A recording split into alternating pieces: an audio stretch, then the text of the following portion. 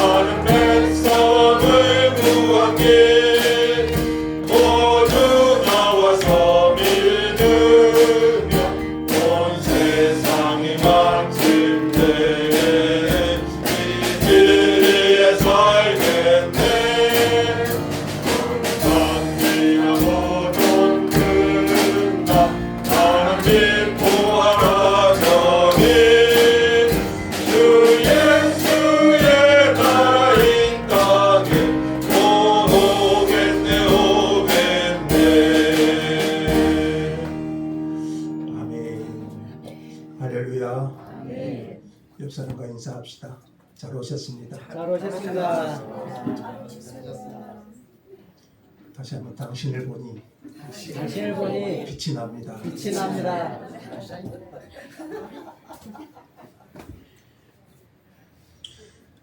예, 자 우리 지도에 참고해 보시면 지도가 그려 있는데요. 자, 오늘 이제 21장은 예루살렘으로 가는 바울의 여정이 기록되어 있는데 잠깐 지도 참고해 볼까요? 오늘 21장 오늘 본문에 나오는 여정, 지난주 바울이 에베소 바로 아래쪽에 있는 밀레도라는 곳에서 에베소 장로들을 불러서 고별 메시지를 전하는 말씀을 살폈고, 오늘은 이 밀레도, 자 제일 왼쪽에 밀레도 보이시죠? 밀레도에서 출발하여 그 아래쪽 고스 섬, 고스라는 곳으로 갔고요. 고스 보인가요? 네. 고스에서 그 아래쪽 로도라는 곳으로 갑니다. 로도 섬이에요. 고스 로도로 갔다가 그 아래쪽 바다라는 곳으로 갔다가 여기서 배를 타고 이 지중해 구브로 섬을 보고 이제 그 베니게 쪽, 베니게 두로라는 곳에 정박합니다. 이 거리가 바다라에서 베니게 이 두로항이죠. 여기까지가 640km 바닷길입니다. 그러니까 학자들은 약 5일 정도 항해했을 것이다. 이렇게 합니다. 구브로 섬을 끼고 두로에 도착해서 돌레마이라는 곳에 하루 묵고 가이사라로 갑니다. 가이사라에서 이제 육로를 통해서 예루살렘에 들어갑니다. 그 코스를 여러분 기억해 보시면서 오늘 말씀 들으셨으면 좋겠습니다. 자, 이제 우리는 사도행전의 마지막 부분으로 들어갑니다. 예수와 교회를 박해했던 사울이 다메섹 도상에서 부활하신 예수를 만난 후에 그의 삶은 변화되었습니다. 예수 그리스도를 위한 이방인의 사도가 되어서 안디옥에서 시작하여 안디옥 교회의 파송을 받았죠. 안디옥 교회에서 시작해서 지금의 트리키에, 자 우리가 지금 지도 보고 있는 곳이 현재의 터키, 트리키에 지역이죠.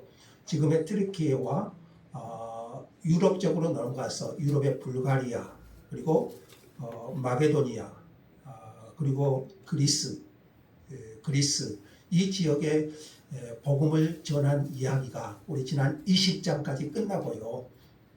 바울 사도는 이제 예루살렘으로 돌아가는 여정을 시작합니다.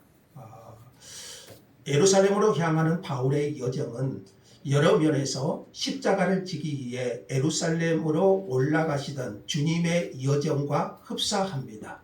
예수님께서 십자가를 지시기 위해서 예루살렘으로 들어가시는 모습, 그 모습과 흡사합니다.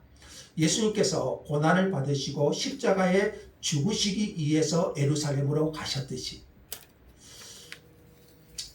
예루살렘에서 바울을 기다리는 것도 고난과 투옥이었습니다. 이제 바울이 예루살렘으로 가면 많은 환난과 고난이 기다리고 있음을 성령께서 말씀해 주셨습니다.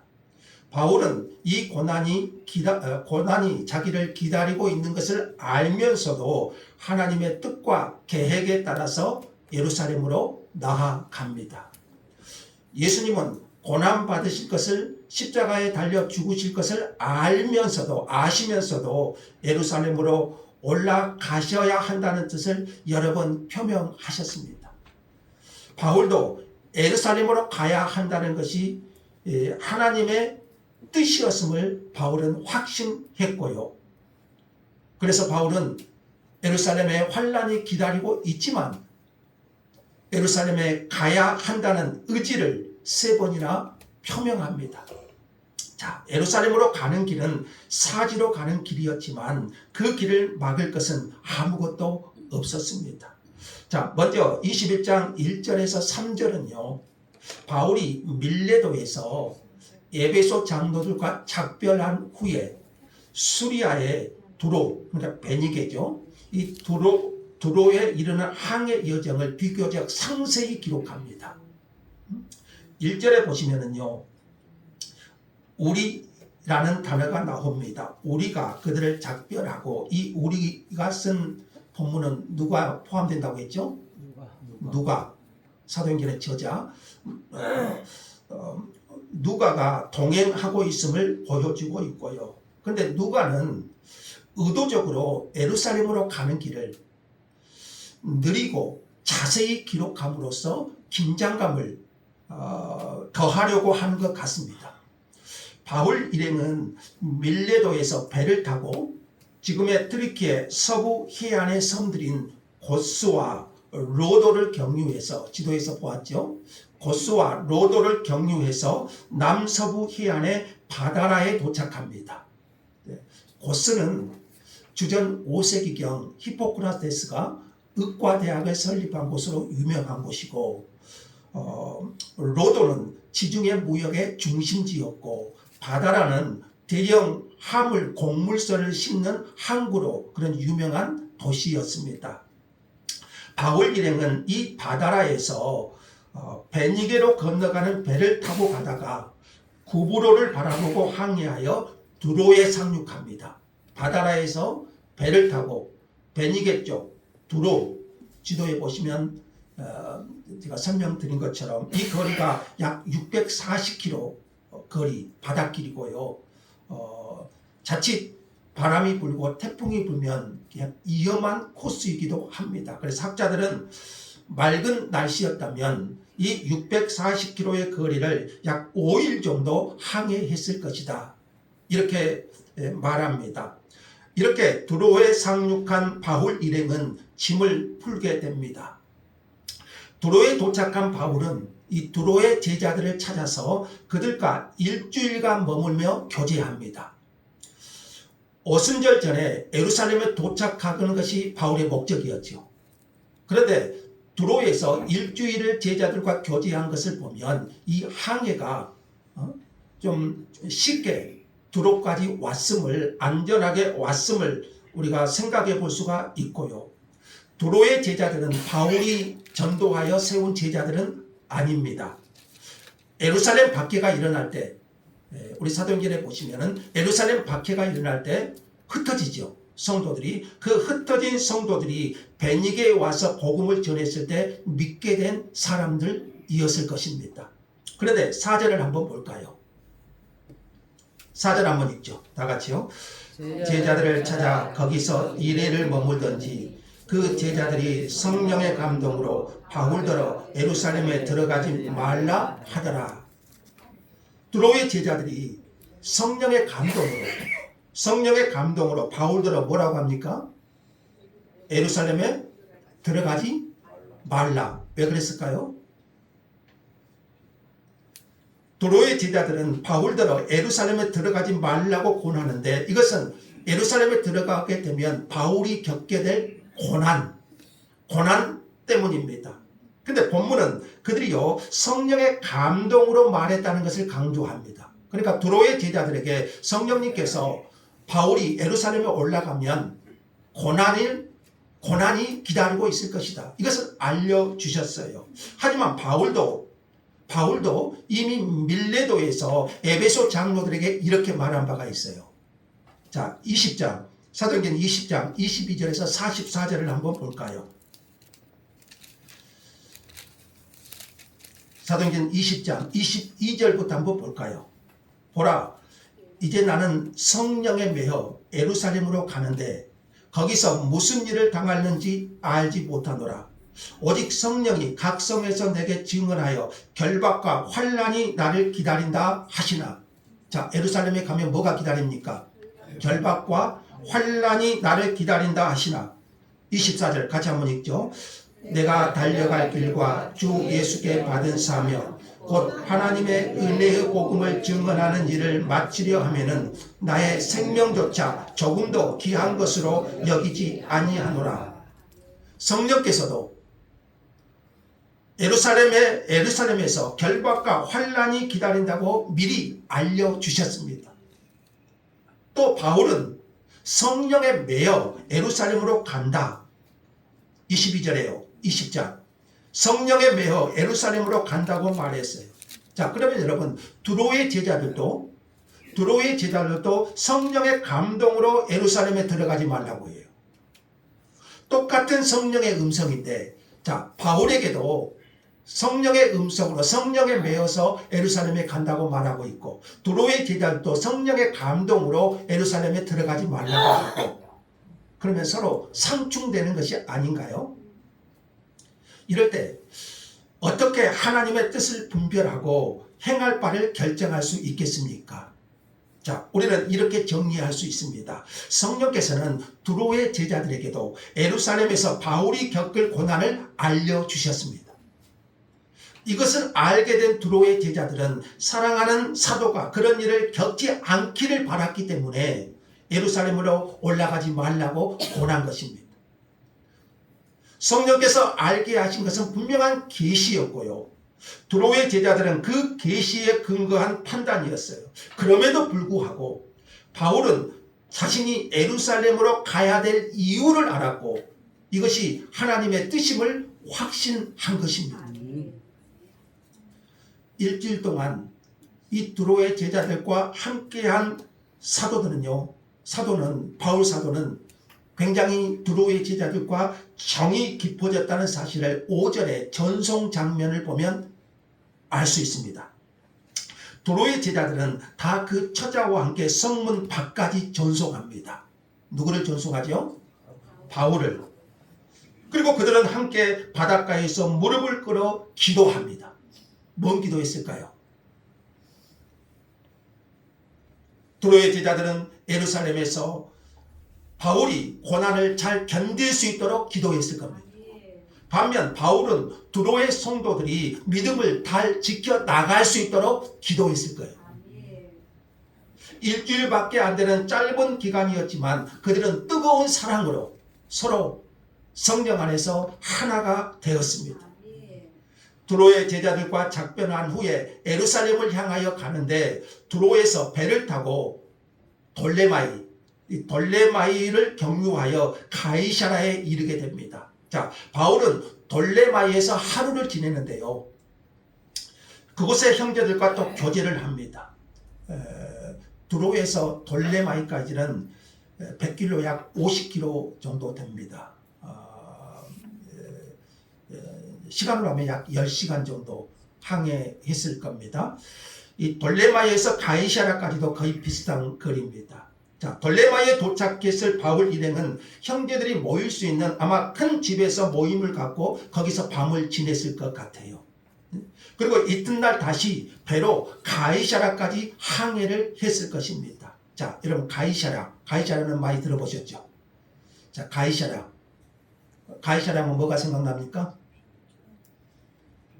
예수님이 제자들에게 너희는 나를 누구라 하느냐 신앙 고백 쉽게 했던 곳이 바로 가이사라 빌립보죠. 가이사라지요. 자, 이 가이사라는 헤롯 대왕이 인조 항구를 만들어 가지고 로마 황제 아우구스토에게 헌사한, 그러니까 지중해 연안 도시이고, 그래서 로마 총독부와 총독 관저가 있는 곳이 가이사라입니다. 그래서 베드로는 이곳에 주둔하는 로마의 백부장, 로마 장교 고넬료에게 이곳에 주둔해 있던 이 로마 장교 백부장 고넬료와 그 일가에게 복음을 전하기도 했습니다. 자, 이제 바울은 가이사라에서 육로로 100km를 남쪽으로 내려가면 목적지인 예루살렘에 이릅니다. 제가 서두에 말씀드린 것처럼 누가가 예루살렘으로 들어가는 바울의 여정을 비교적 상세히 기록합니다. 저는 그 이유가 뭘까 생각해 보니까요. 예루살렘으로 들어가면 지금 예수님이 예루살렘에 입성하면서 십자가가 기다리고 있듯이 이제 바울이 예루살렘에 들어가면 기다리고 있는 것은 결박과 환난입니다. 그래서 아마 긴장감을 굉장히 고조시키기 위함이 아닌가 그런 생각을 하게 됩니다. 자, 이 가이사라에서 바울이 누구를 만납니까? 전도자 빌립을 만나서 그 집에 유합니다. 빌립 하면 뭐가 생각납니까? 7 집사 중 한 사람. 그리고 에디오피아 내시에게 광야로 가서 복음을 전했던 사람. 7 집사 중 하나로 소개되고 사도행전 6장에 나오죠. 7 집사, 6명의 집사를 세웠잖아요. 유명한 것이 빌립과 스데반. 이 집사 중에서 이 빌립과 스데반은 대단한 말씀 사역자들이었다는 사실도 우리는 생각해 볼 수가 있고요. 특히 오늘 본문에서 빌립은 전도자로 소개됩니다. 전도자. 빌립의 삶 자체가 전도자의 삶이었던 것을 볼 수가 있고요. 빌립은 실제로 예루살렘 박해가 있었을 때, 사도행전 초반부에요. 예루살렘 박해가 있었을 때 사마리아로 가서 복음을 전했죠. 자, 이 예루살렘 박해의 주동자가 누구였습니까? 사울이었잖아요. 바울.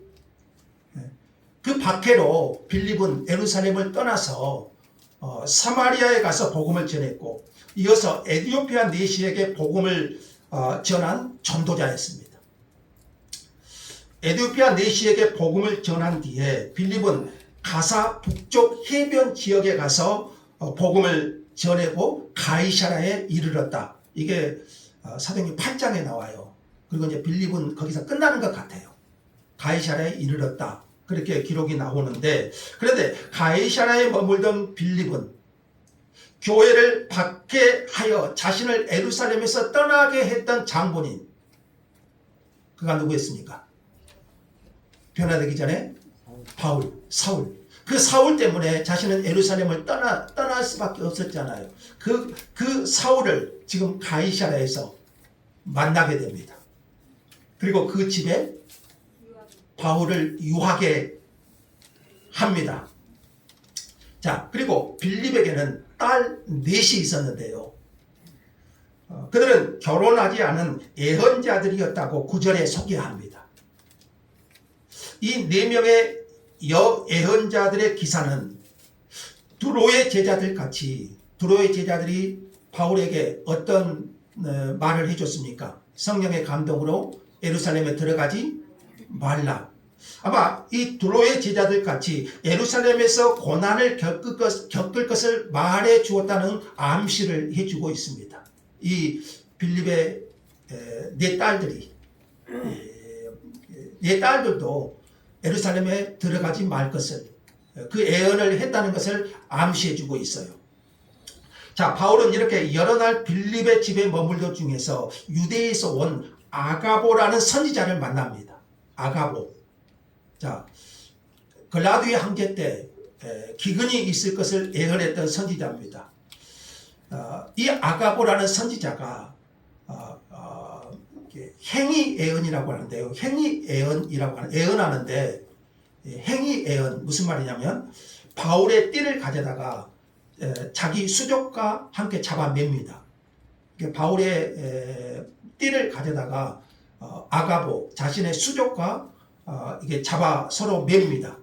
그러면서 뭐라고 합니까? 11절에 보시면 성령이 말씀하시되 예루살렘에서 유대인들이 이같이 이 띠 임자를 결박하여 이방인의 손에 넘겨줄 것이다. 지금 누가 예언한 겁니까? 아가보라는 사람이 바울의 띠를 자기 수족에 매면서 이것을 행위 예언이라고 말합니다. 예루살렘에 가면 유대인들이 이같이 이 띠 임자를 결박하여 이방인의 손에 넘겨주리라. 예수님도 그랬었잖아요. 예루살렘에서 바울을 기다리고 있는 것은 뭔가요? 결박과 고난이잖아요. 그러나 아가보 선지자는 바울이 예루살렘에 가야 한다거나 가지 말아야 한다거나 이런 말은 하지 않습니다. 다만 이 예언의 내용을 들은 바울의 수행자들과 가이사랴의 제자들은 한 목소리로 바울이 예루살렘에 가지 말라고 권합니다. 이들은 간절한 마음으로 울면서 간청합니다. 두로의 제자들 같이. 바울이 예루살렘에서 고난당할 것을 성령께서 하신 말씀이잖아요. 가이사랴의 제자들도 이 아가보의 예언을 듣고 바울 사도가 예루살렘에 가지 말기를 울면서 간청을 합니다. 가면 어떻게 됩니까? 결박당하고 환난과 고난이 이 사랑하는 사도를 기다리고 있으니, 만일 빌립의 네 딸들도 예언을 했다면 예루살렘에서 고난이 기다린다는 것은 3번 반복된 사실로 받아들여집니다. 두로의 제자들도, 그리고 빌립의 네 딸들도, 그리고 또 아가보라는 선지자가 가이사랴에서 예언한 것도.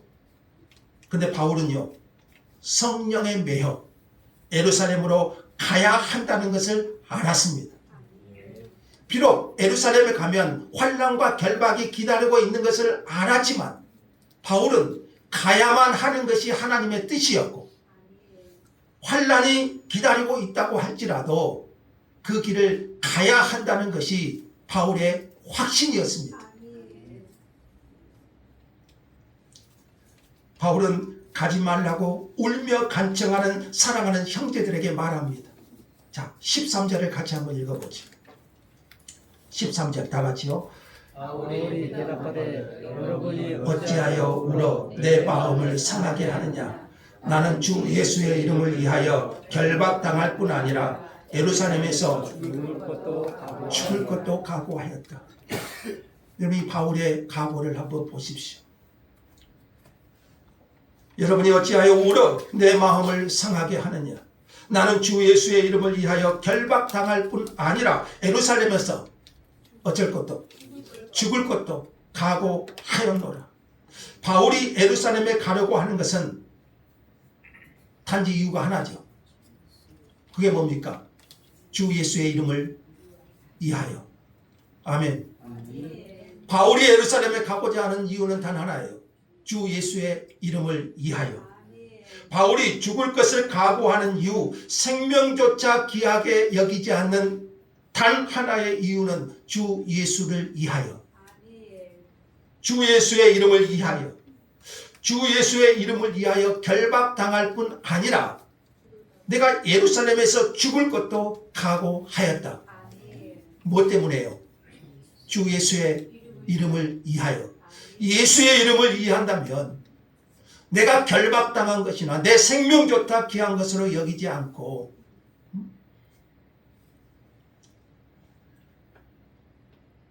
바울은 확신했습니다. 예루살렘에 가는 것이 분명한 하나님의 뜻이었고, 그곳에서 나를 기다리고 있는 것은 결박과 환난뿐일지라도 나는 이 길을 가야 된다. 이것이 내게 주신 하나님의 사명이고 내가 걸어가야 될 믿음의 길이고, 그 길이 비록 환난이 있을지라도, 그 길이 비록 고난이 있을지라도, 결박이 있을지라도 나는 주 예수의 이름을 위하여 이 길을 가야만 한다. 이것이 바울의 결단이었고 바울의 확신이었어요. 저는 요즘 초대교회 교부들에 관한 책을 읽고 있습니다. 교부. 교부는 누구냐면 사도시대 이후에 우리 초대교회 보면 사도시대라고 12사도, 그 사도시대 사도들이 죽은 이후에 교회의 신앙을 가리키고 변증한 지도자들의 교부라고 말합니다. 교부. 감독이라는 말도 쓰는데요. 그 교부 중에 이그나타우스라는 그런 교부가 있는데 당시 안디옥 교회 감독이었습니다. 바울이 파송된 교회 안디옥 교회 감독이었는데 그가 로마 교회에 보낸 편지에 아주 감동적인 글이 있었습니다. 이그나티우스가 쓴 그 로마 교회에 쓴 편지에 보면 이런 내용이 있습니다. 같이 한번 봐보실래요? 제가 한번 읽어볼게요. 여러분이 나를 방해하지 않는다면 나는 자신의 선택으로 그리스도를 위해 죽습니다. 내가 야수들에게 던져지도록 두십시오. 왜냐하면 그러한 방법으로 나는 하나님께 갈 수 있기 때문입니다. 나는 참으로 그리스도의 제자가 될 것이고 이때 세상은 나의 육체를 보지 못할 것입니다. 내가 하나님께 바치는 희생 제물로 나타나도록 탄원하십시오. 이그나타우스는 순교를 직감하고요. 그 순교를 피해 가려고 하지 않습니다. 성도들이 오히려 자기가 순교의 제물이 될 수 있도록 그렇게 부탁을 하고 있습니다. 이그나타우스는 바울 사도가 그랬던 것처럼 그 길이 하나님의 뜻이라면, 순교가 하나님의 뜻이라면 나는 그 길을 가겠습니다. 내가 주님의 길을 걸어가는데 고난이 뜻이라면 나는 그 길을 가겠습니다. 이 결단 아닙니까? 그는 성령께서 주신 확신 가운데 흔들리지 않았고요. 이그나타우스는 순교를 당합니다. 바울의 뜻을 받아들인 형제들은요, 어떻게 말합니까? 14절에 보니까요, 주의 뜻대로 이루어지이다. 이렇게 말하면서 더 이상 바울을 말리지 않습니다. 이것은 체념이 아니고요. 바울이 예루살렘에서 결박당하고 고난 겪는 것이 하나님의 뜻이라고 인정을 한 겁니다. 그들은 하나님의 뜻에 순종하면서 하나가 되었습니다. 그 길이 고난의 길일지라도 그들은 하나님의 뜻으로 영접한 것입니다. 그들은 고난당하시고 십자가에 죽으신 그리스도를 따라가는 삶이 무엇인가를 잘 아는 사람들이에요. 여러분, 십자가에 죽으시고 고난받으신 그 그리스도를 따라가는 삶이 여러분 무엇인가요? 그 길은 고난이 있음을 이들 모두는 받아들인 거예요. 바울이 예루살렘으로 가는 길처럼 고난의 길일 수 있음을 받아들였다는 거예요. 여러 날을 보낸 바울은요, 형제들의 도움을 받아 이제 예루살렘으로 갑니다. 가이사랴에서 육로를 통해서 예루살렘에 갑니다. 자, 15절에 여장을 꾸렸다는 말이 나오는데, 이 말은 형제들이 공급해준 말의 안장을 지우고 말을 타고 이동했다는 의미입니다. 가이사랴에서 예루살렘은 100km 정도 되는데요, 걸어서 나흘이면 갈 수 있는 거리입니다. 이제 예루살렘이 가까워지죠. 여러분은 별로 감동이 없죠. 바울의 입장에서 보세요. 이제 예루살렘이 가까워지죠. 100km 남았습니다. 바울이 기다리고 있는 것은 뭐라고요? 환난과 결박이요. 근데 여기서 굉장히 흥미로운 기록을 하나 봅니다. 16절인데요. 바울을 가이사랴에서요, 예루살렘으로 가는데 바울을 수행하는 제자들 외에, 예루살렘으로 가는 바울의 일행들 중에 바울을 수행하던 제자들 위해 가이사랴의 몇 제자가 함께 갑니다. 가이사랴의 몇 제자가 함께 바울과 동행합니다. 여러분 한번 생각해 보세요. 지금 가이사랴에서 며칠 바울과 교제했잖아요. 그리고 바울이 예루살렘에 가면 여행 가는 것이 아니에요. 예루살렘에 가면 결박과 환난이 기다리고 있다는 것을 알아요. 그럼에도 불구하고 가이사랴의 몇 제자는 바울과 동행하기로 방향을 잡습니다. 그리고 그들 중에 또 한 사람이 소개되어 있는데요, 한 오랜 제자, 구브로 사람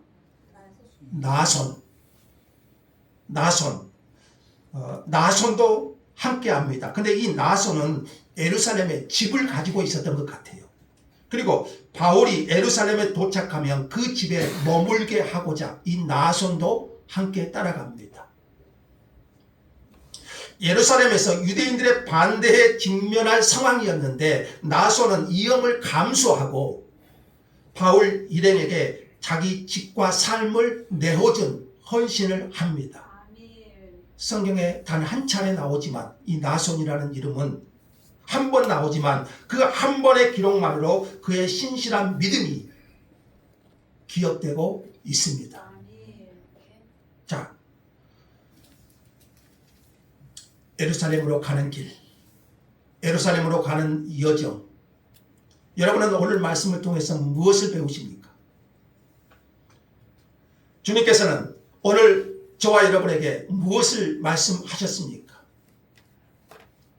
가장 먼저 우리가 하나 생각할 것은요, 하나님을 섬기는 일은 고난이 수반된다는 것입니다. 아멘. 예수 그리스도의 십자가의 제자들, 그 그리스도의 제자의 길을 가는 데는 반드시 고난이 수반된다는 사실입니다. 아멘. 우리는 할 수만 있으면 덜 고생하는 것을 생각합니다. 신앙도 고난이 없는, 그냥 예수 믿고 잘 되기만 원하는 그런 길을 많이 생각합니다. 고난이나 고생하는 것을 좋아하는 사람은 없습니다. 그래서 신앙생활도 편하게 하려고 합니다. 편한 것. 바울에게 있어 예루살렘으로 가는 길은 고난이 기다리고 있습니다.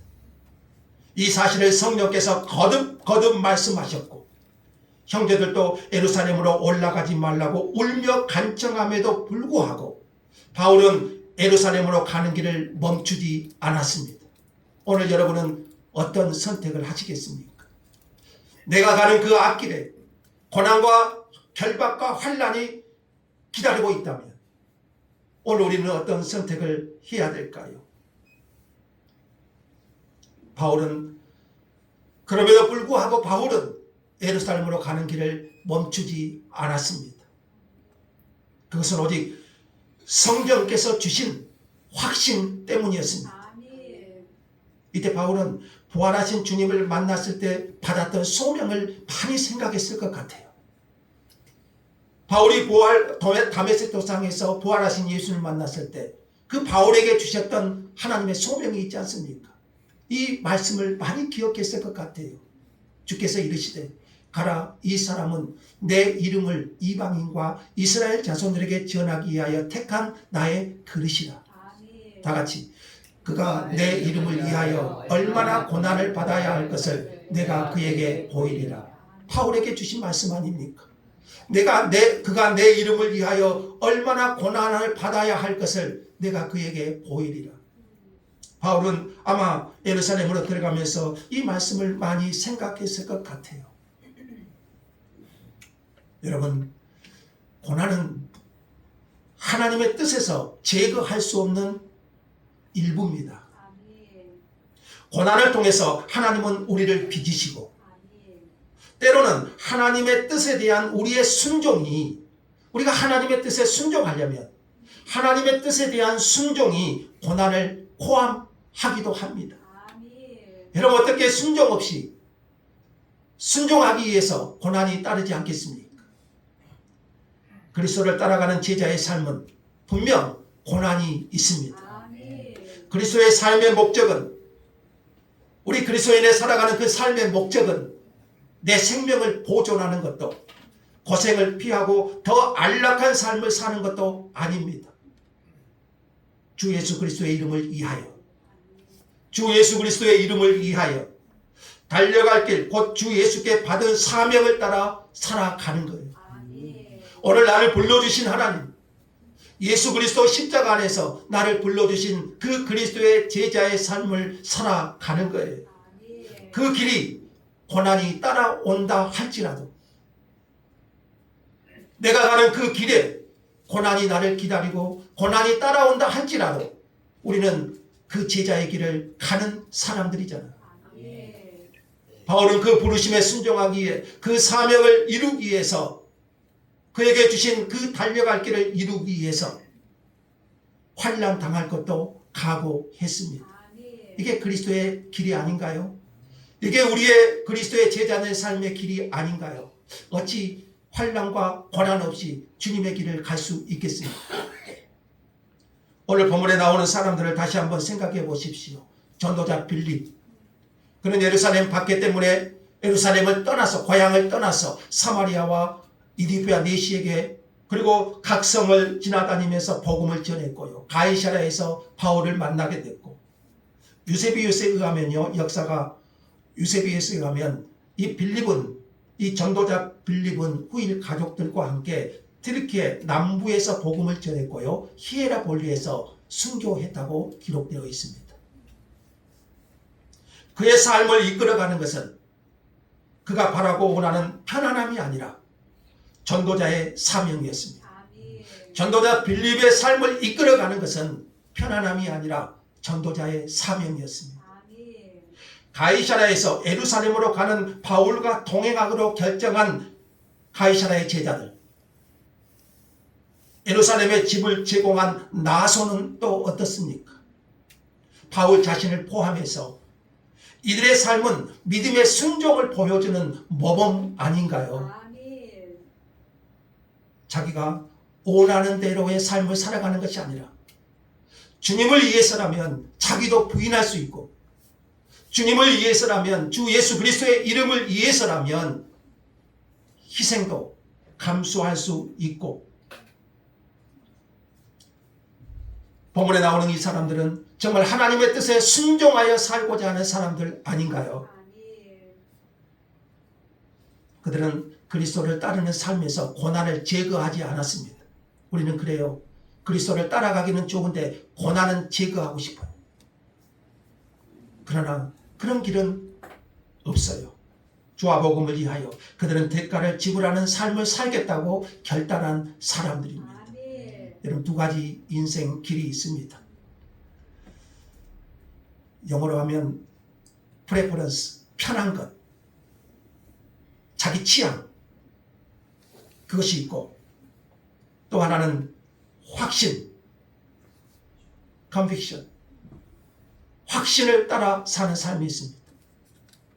편한 것을 따라 삶, 편한 것, 아니면 확신. 프레퍼런스는 내가 바라는 대로, 내가 편한 대로의 기준으로 선택하고 살아갑니다. 내가 바라는 대로, 내가 편한 대로.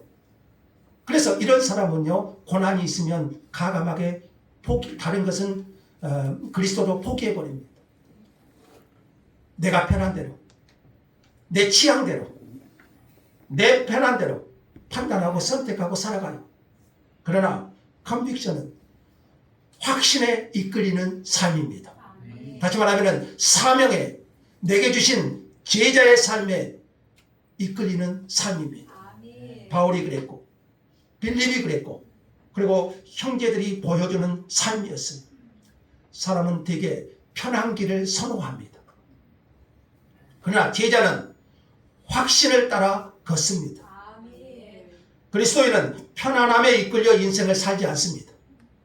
성령님은 우리에게 확신을 주시고 주 예수를 위하여 살게 하시고 사명을 이루는 삶을 살게 하십니다. 아멘. 여러분의 인생에서 중요한 결정을 할 때, 여러분, 우리의 인생에서, 여러분의 인생에서 중요한 결정을 할 때 그 결정의 조건이 편안함입니까? 확신입니까? 프레퍼런스입니까? 컨빅션입니까? 여러분은 어떻습니까? 편한 것입니까? 확신입니까? 선교사나 목사, 바울 같은 특별한 사람들만 확신에 이끌려 사명을 이루는 삶을 살도록 부르심 받지는 않았어요. 이런 삶은 목사나 선교사나 아니면 바울과 같은 특별한 사람만 그런 삶을 살도록 부르심을 받지 않았어요. 예수님은 이렇게 말씀하셨죠. 좁은 문으로 들어가라. 멸망으로 인도하는 문은 크고 그 길이 넓어 그리로 들어가는 자가 많고 생명으로 인도하는 문은 좁고 길이 협착하여 찾는 자가 적다. 자, 우리가 주님을 따라가는 길은 어떤 문이라고 했습니까?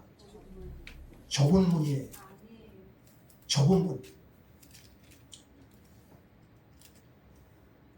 자, 여러분은 오늘 본문의 제자들처럼 주의 뜻대로 이루어지이다 이렇게 반응하고 순종하시겠습니까? 아멘 한번 하십시오. 아멘. 그 길이 결박과 환난이 기다린다고 할지라도 순종하며 가야 되는 길이 아니겠습니까? 아멘.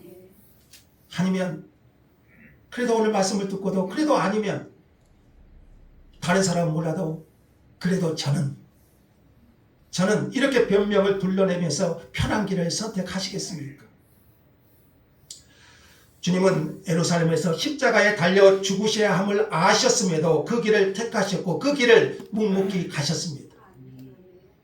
주님이 가신 길은, 그 예루살렘으로 가신 길은 분명 십자가의 길이었지만, 죽으셔야 하는 길이었지만 그 길을 선택하셨고 그 길을 가셨고 그 길을 묵묵히 순종하여 걸어가셨습니다. 아멘. 바울은 예루살렘에서 환난과 결박이 기다리고 있음을 알았음에도 그에게 주신 사명, 그에게 주신 달려갈 길을 갔습니다. 아멘. 여러분, 찬송가에 이런 찬송가 있죠. 십자가를 질 수 있나? 주가 물어보실 때 여러분 어떻게 응답하시겠습니까? 십자가를 질 수 있나? 주가 물어보실 때 주님 앞에서 여러분의 반응은 무엇입니까? 편안한 것입니까? 아니면 하나님의 뜻에 순종하는 삶입니까? 오늘 하나님의 성령께서 오늘 말씀을 통해서 오늘 우리 각 사람의 심령 위에 성령의 은혜를 주시기를 원합니다. 아멘. 그 성령의 힘을 덧입어서 여러분 그리스도의 제자의 삶, 그 길 앞에 환난과 고난이 있을지라도 그것이 하나님의 뜻이라면 주님 나도 그 길을 가겠습니다. 아멘. 이런 은혜를 구하면서 내게 주어진, 여러분에게 주어진 그 믿음의 길 걸어갈 수 있기를 주의 이름으로 축원합니다. 아멘. 감사합니다. 하나님, 우리가 가는 길이 십자가의 길이고 고난의 길이고 그 앞길에 편한 길이 아닐지라도 그게 내게 주어진 믿음의 길이라면 우리 또한 순종하기를 원합니다. 아멘. 내 편한 대로 선택하지 않게 하시고 내가 원하는 취향대로 살아가지 않게 하시고 하나님의 뜻을 분별하고 주님이 주시는 확신을 따라 사명을 따라 선택하게 하여 주시고 아멘. 주의 길을 가게 하여 주시옵소서. 아멘. 주님의 은혜가 필요합니다. 우리 각 사람의 심령 위에 하나님의 말씀으로 이끌어 주옵소서. 아멘. 주 예수님의 이름으로 기도합니다. 아멘. 아멘. 자, 359장 찬송 드리겠습니다.